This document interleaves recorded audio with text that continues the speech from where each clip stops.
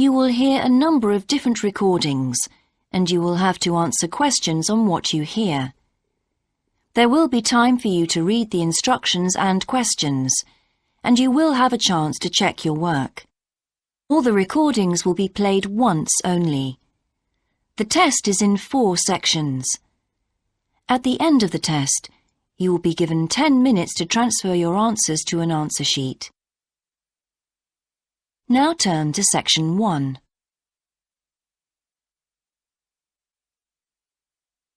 Section 1.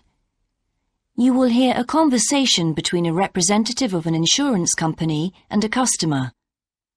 First, you have some time to look at questions 1 to 3.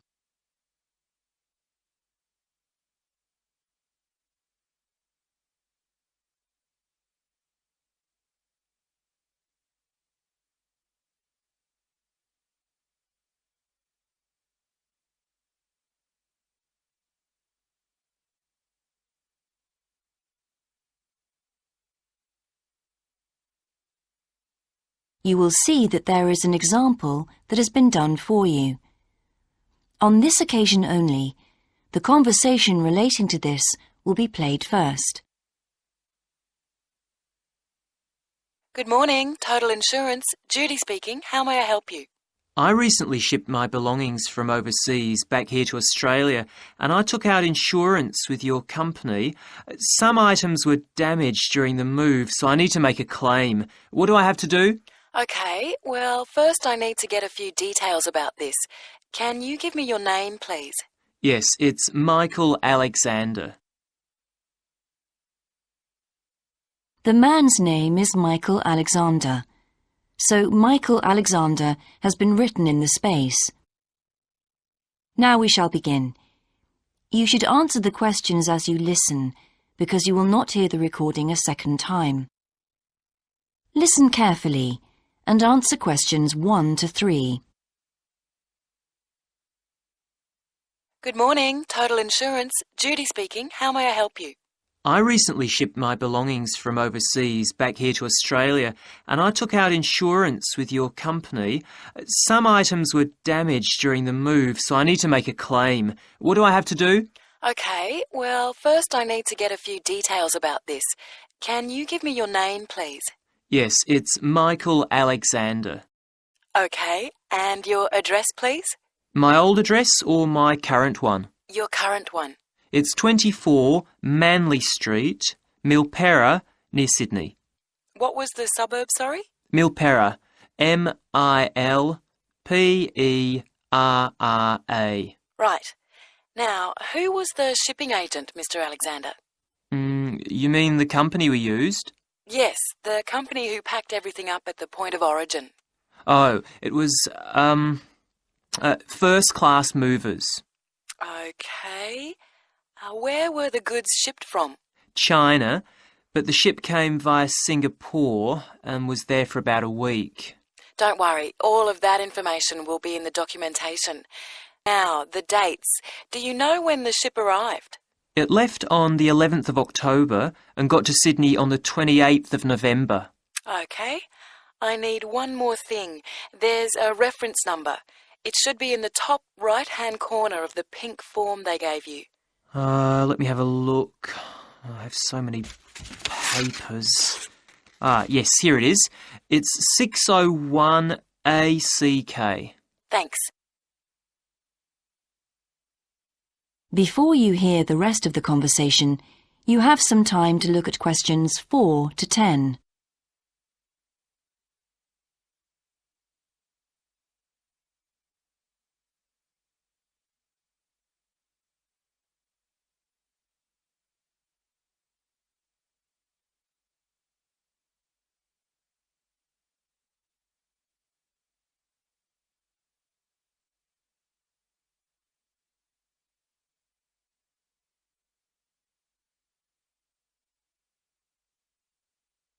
Now listen and answer questions 4 to 10.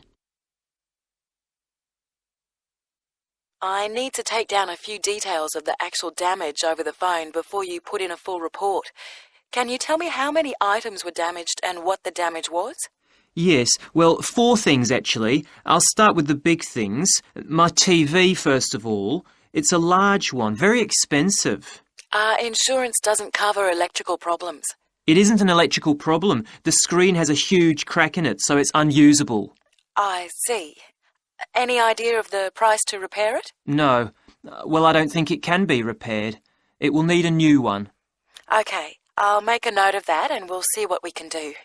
Now, what was the second item? The cabinet from the bathroom was damaged as well. It's a lovely cabinet. We use it to keep our towels in. And what is the extent of the damage? Well, the back and the sides seem okay, but the door has a huge hole in it. It can't be repaired. I'm really not very happy about it. And how much do you think it will cost to replace it? Well, when I bought it last year, I paid $125 for it. But the one I've seen here in Sydney is a bit more expensive. It's $140. Right. And what was the third item? My dining room table. It's a lovely table from Indonesia. It must have been very hot inside the container because one leg has completely split down the middle. The top and the other 3 look okay, thank goodness. Any idea of the price to repair it? Well, I had an estimate done on this actually because it is a very special table to us. They quoted us $200, which is really pricey, so I hope the insurance will cover the total cost. I'm sure that will be fine. What was the last item, Mr. Alexander? Well, we have a lovely set of china plates and dishes, with matching cups, saucers, the lot. They were all in the one box, which must have got dropped because some plates were broken. 6, actually. And can you tell me the replacement value of these? Well, it's hard to say because they were part of a set, but they can be up to $10 each as it's such a good set. OK, so that would be around $60 altogether. Yes, that's right. And is that all of the items? Yes. So, what do I have to do now? That is the end of section 1. You now have half a minute to check your answers.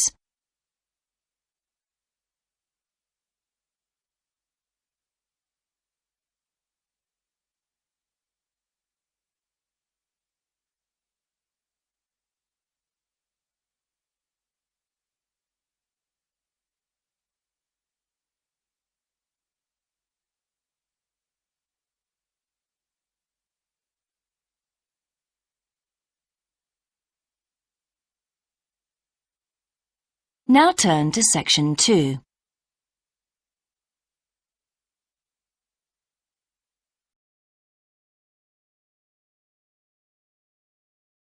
Section 2. You will hear an introductory talk about a new agricultural park. First, you have some time to look at questions 11 to 14.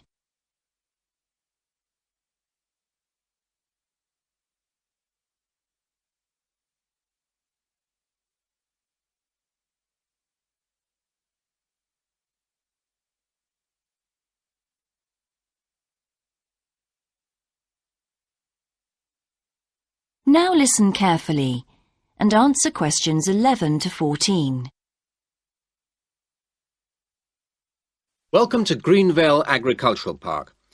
As you know, we've only been open a week, so you're amongst our first visitors. We have lots of fascinating indoor and outdoor exhibits on our huge complex, spreading hundreds of hectares. Our remit is to give educational opportunities to the wider public, as well as to offer research sites for a wide variety of agriculturists and other scientists. Let's start by seeing what there is to do. As you can see here on our giant wall plan, we are now situated in the reception block here.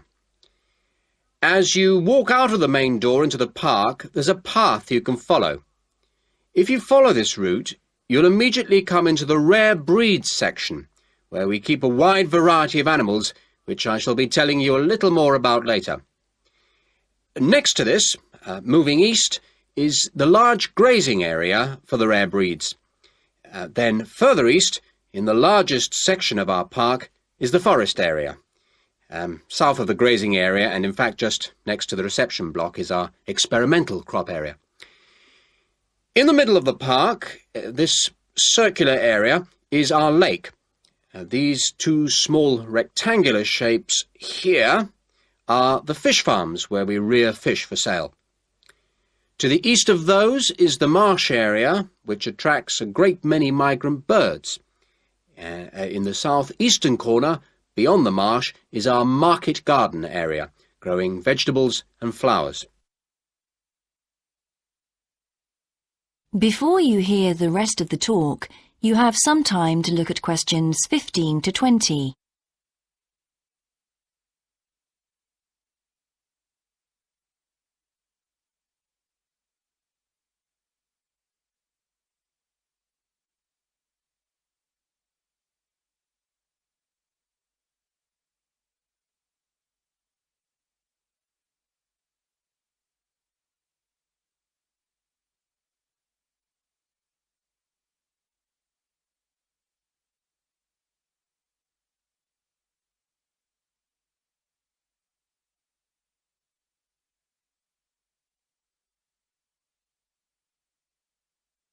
Now listen and answer questions 15 to 20.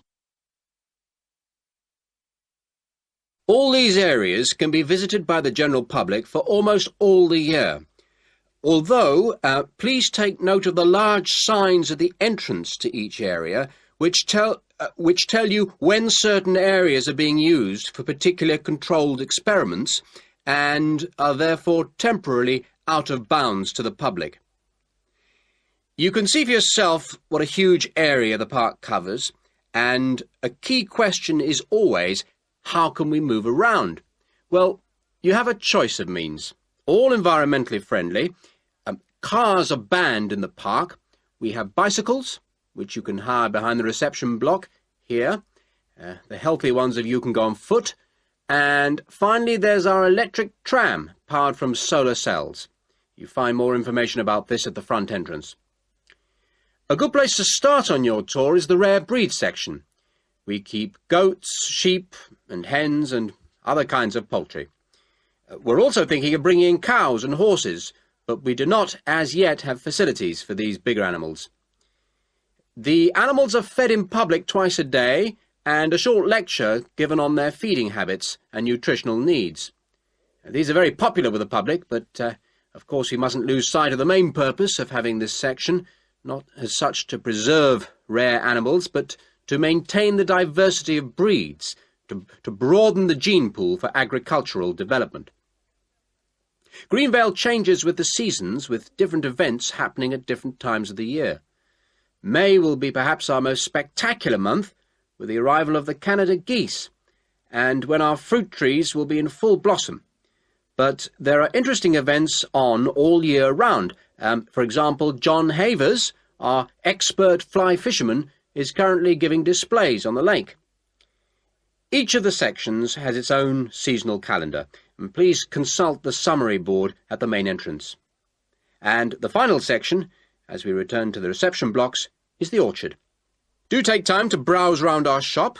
There's a wide selection of books on wildlife, some of them written by local authors, and the history of farming, including organic farming, something which the park will be diversifying into in the coming months. That is the end of section 2. You now have half a minute to check your answers.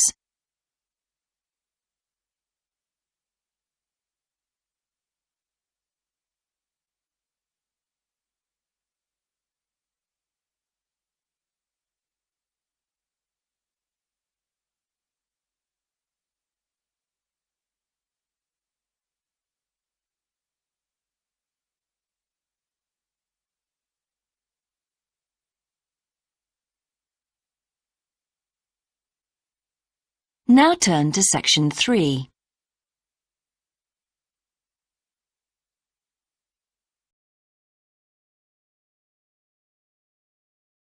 Section 3.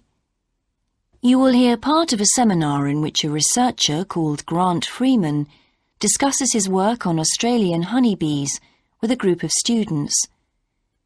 First, you have some time to look at questions 21 to 24.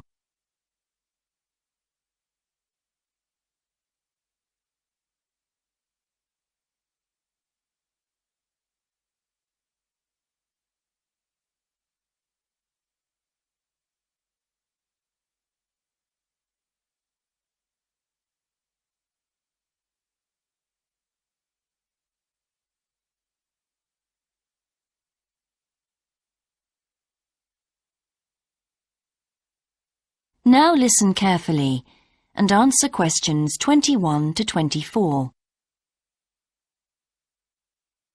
Good morning, everyone. In today's seminar, Grant Freeman, a biologist who specialises in identifying insects and who works for the Australian Quarantine Service, has come to talk to us about his current research work. Right, well, over to you, Grant. Good morning, everyone. I'm sure that you know that the Quarantine Service regulates all food brought into Australia. Well, obviously they want to protect Australia from diseases that might come in with imported goods, but they also want to prevent insect pests from being introduced into the country, and that's where I have a part to play.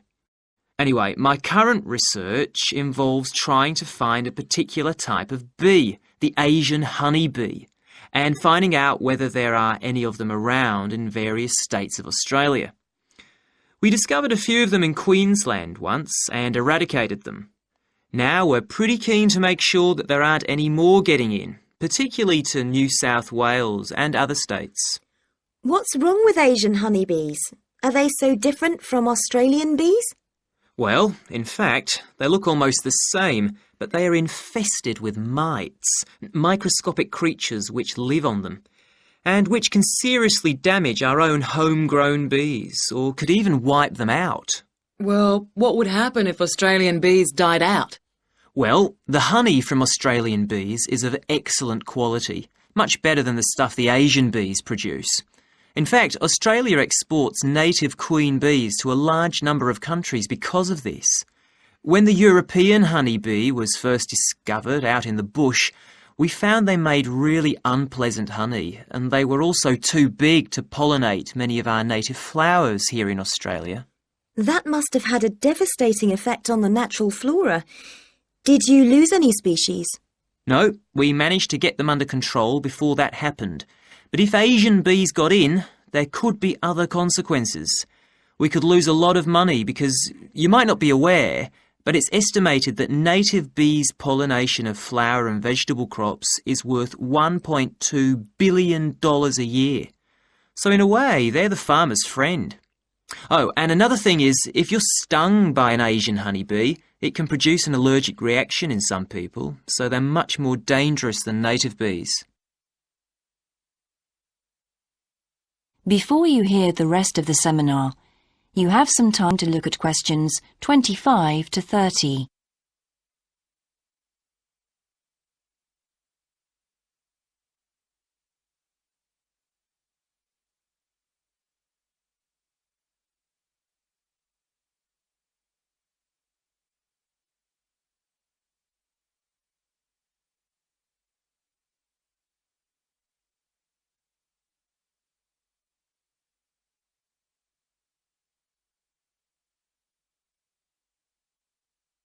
Now listen and answer questions 25 to 30.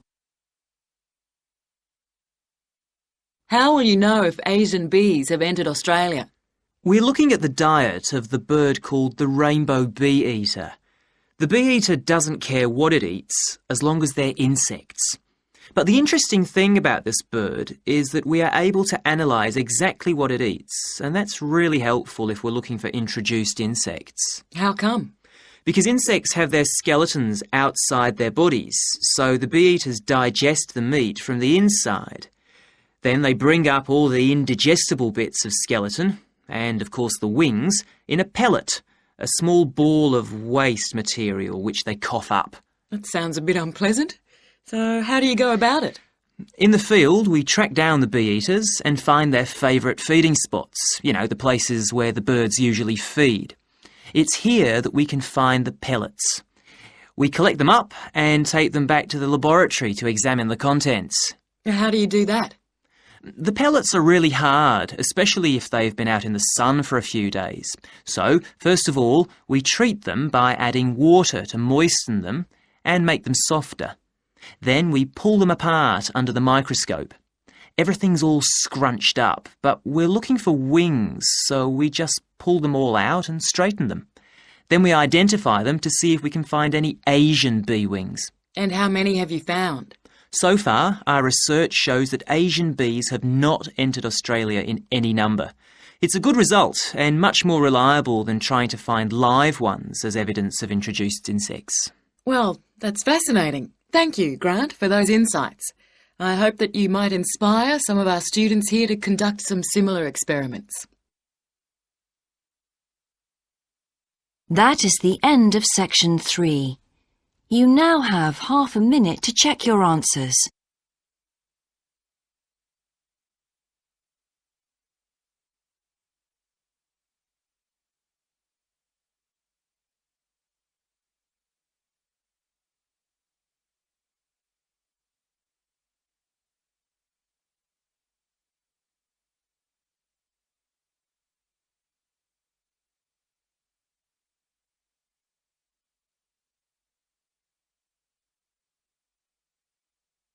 Now turn to section 4.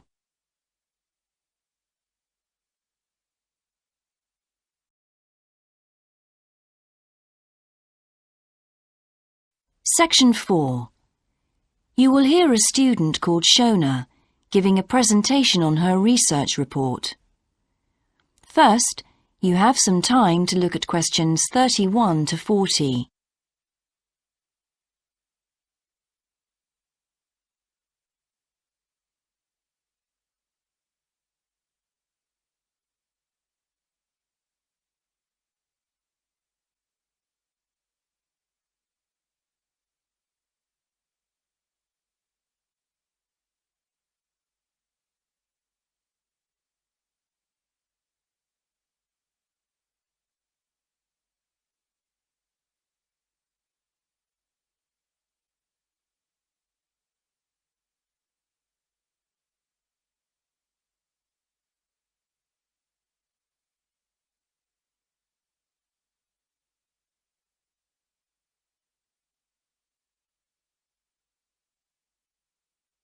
Now listen carefully and answer questions 31 to 40.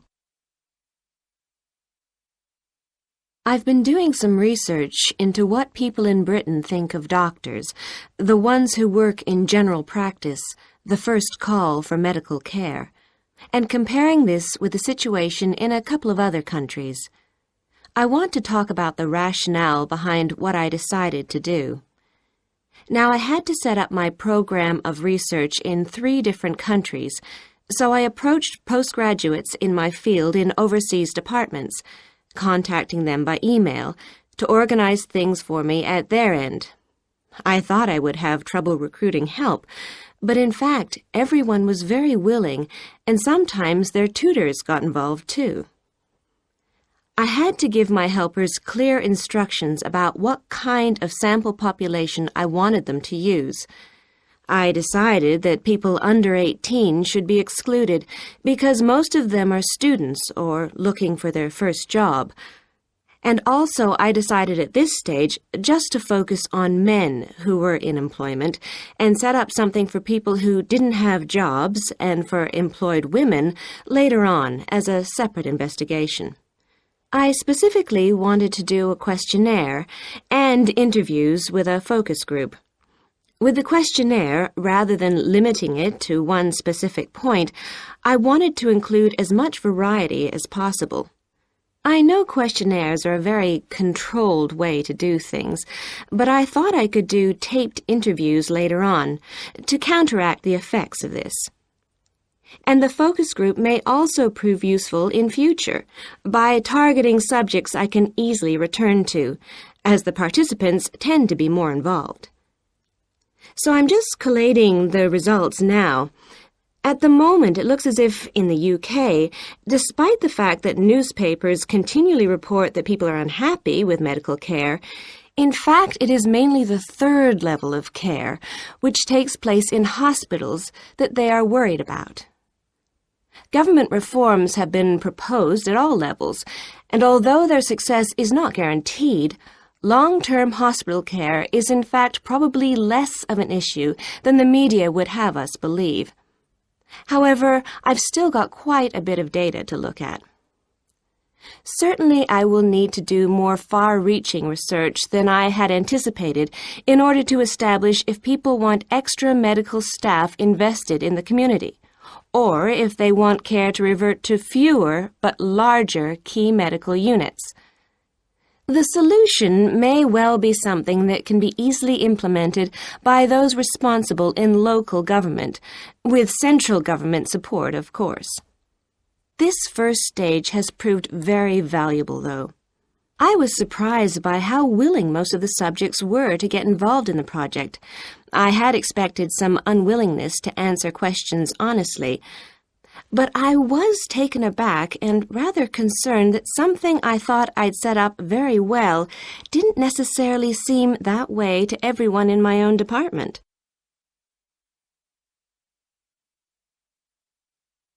I thought you might also be interested in some of the problems I encountered in collecting my data. There were odd cases that threw me. One of the subjects, who I had approached while he was out shopping in town, decided to pull out when it came to the second round. It was a shame, as it was someone who I would like to have interviewed more closely. And one of the first-year students I interviewed wanted reassurance that no names would be traceable from the answers. I was so surprised, because they think nothing of telling you about themselves and their opinions in seminar groups. Then one of the people that I worked with got a bit funny. The questions were quite personal, and one minute he said he'd do it, then the next day he wouldn't. And in the end, he did do it. It's hard not to get angry in that situation, but I tried to keep focused on the overall picture in order to stay calm. The most bizarre case was a telephone interview I did with a teacher at a university in France. He answered all my questions in great detail, but then when I asked how much access he had to dangerous substances, he wouldn't tell me exactly what his work involved. It was a real eye-opener. That is the end of section 4. You now have half a minute to check your answers.